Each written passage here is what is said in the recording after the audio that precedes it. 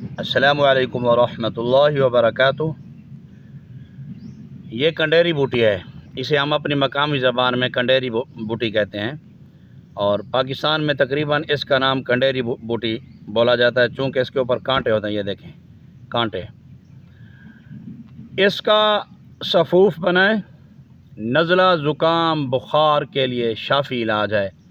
جس طرح اگست کا مہینہ ہے، اور اس موسم میں چونکہ کھجور پکتی ہے، اور ساون کا مہینہ ہے، بارشوں کا برسات کا مہینہ ہے، تو پھوڑے پھنسیاں عام بات ہے، نکل آتے ہیں بچوں کو بڑوں کو۔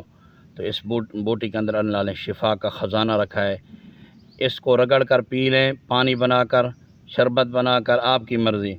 اس کو خشک کریں، خشک کر کے پھر اس کا سفوف بنائیں، آدھا آدھا چمچ، ایک ایک چمچ کھاتے رہیں، تو یہ موسمی بیماریاں نزدیک نہیں آئیں گی۔ اور اس کا بڑا فائدہ یہ ہے کہ خون کو بھی صاف کرتی ہے۔ چوہا اس کا عاشق ہے، چوہا اس کو بہت کھاتا ہے، چوہا اس کا دشمن ہے۔ جیسے یہ خشک ہوتی ہے، چوہا اس کو کھانا شروع کر دیتا ہے۔ چوہے کی یہ بہت بڑی غذا ہے، اس کے پھول ہوں، اس کے بیج ہوں، ٹھیک ہے جی، اور اس کی جڑیں ہوں۔ اللہ تبارک و تعالی نے اس خودرو پودے میں، کنڈیری بوٹی میں شفا کا خزانہ رکھا ہے۔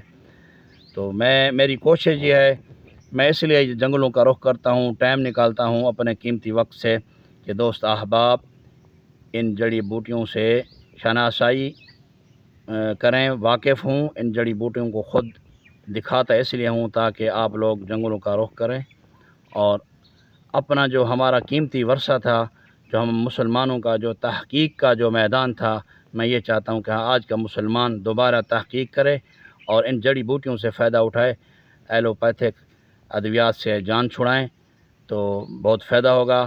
آپ لوگ ان قدرتی چیزوں سے ڈائریکٹ ملاقات کریں، ان چیزوں کو آئیں اور حاصل کریں، اور اپنے بیماریوں کے لیے خود علاج تجویز کریں۔ السلام علیکم ورحمۃ اللہ وبرکاتہ۔